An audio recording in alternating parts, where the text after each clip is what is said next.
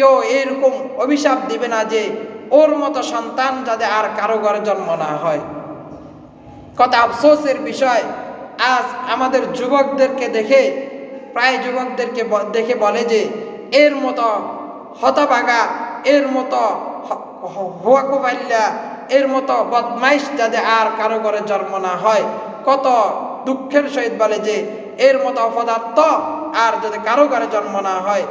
এইরকম আপনার সন্তানকে যাতে কেউ না বলতে পারে। কারণ হচ্ছে যে সন্তানের বুকে কোরআন আছে, যে সন্তানের বুকে দিনের ছোঁয়া, ইসলামের ছোঁয়া পৌঁছেছে, তাকে কখনো বলবে না যে এর মতো সন্তান। ওই সময় বলবে যে ওর মতো সন্তান যদি প্রতিটি ঘরে ঘরে হতো। দুইটা কথা একই, কিন্তু দুইটা কথার ধারণ ভিন্ন। যে এর মতো হতভাগা অপদার্থ যাতে কোনো ঘরে জন্ম না হয়, আর একই মানুষ বলবে যে এর মতো সন্তান যদি প্রতিটি ঘরে ঘরে জন্ম নিত, এর মতো যদি আমার সন্তানটা যদি এর মতো হতো। বড্ড আফসোস করি, অনেক মানুষ আমাদেরকে বলে যে হুজুর অনেক চেষ্টা করছি যে হাফেজ বানাবো, পারি নাই, অনেক চেষ্টা করছি, কিছু করার নাই, অনেক চেষ্টা করছি, এখন কি করবো আর পারি নাই। কত আফসোস করে যে হাফেজ কোরআন সন্তানদেরকে বানাইতে পারি নাই। আপনি আপনার সন্তানকে স্কুলে পড়ান, আমি বলবো না যে স্কুলে আর পড়ানো যাবে না, স্কুলে পড়ানো দরকার।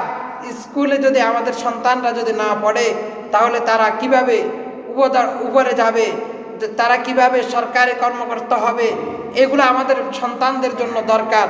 তবে প্রাথমিক যে শিক্ষা, তাকে শিক্ষিত করতে হবে, যে কোরআনের শিক্ষায় শিক্ষিত করতে হবে আপনার সন্তান। ও যুবক বাবারা, যে একজন সন্তান স্কুলে পড়ে 15-16 বিষয়ে সাবজেক্ট নিয়ে পড়াশোনা করার পর তাকে ইংরেজি মাস্টারও রাখা হয় ইংরেজি শেখার জন্য, অঙ্ক মাস্টারও রাখা হয় অঙ্ক শেখার জন্য। কি এমন অপরাধ আল কোরআনের, যে আল কোরআন শিক্ষার মতো তার কোনো সুযোগ নাই।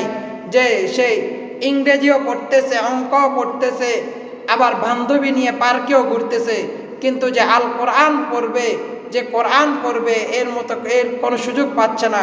কেন এই সুযোগটা পাচ্ছে না আজকে সন্তানেরা? যে কোরআন পড়ার কোনো সুযোগ নাই। প্রত্যেকটি অভিভাবক তো এমন হওয়া দরকার যে 24টি ঘন্টার মধ্যে 1টি ঘন্টা তোমার জন্য বরাদ্দ থাকবে, এই ঘন্টা তুমি আল কোরআন শিখবা, এই ঘন্টাটি শুধু কোরআনের জন্য থাকবে। প্রত্যেকটি পিতামাতা তো এমন হওয়া দরকার ছিল যে আমার সন্তান অমুক সময় শুধু কোরআন মাজিদ পড়বে, সে শুধু কোরআন মাজিদ শিক্ষা করবে, আর বাকি 23টি ঘন্টা সে দুনিয়াবী শিক্ষায় শিক্ষিত হবে।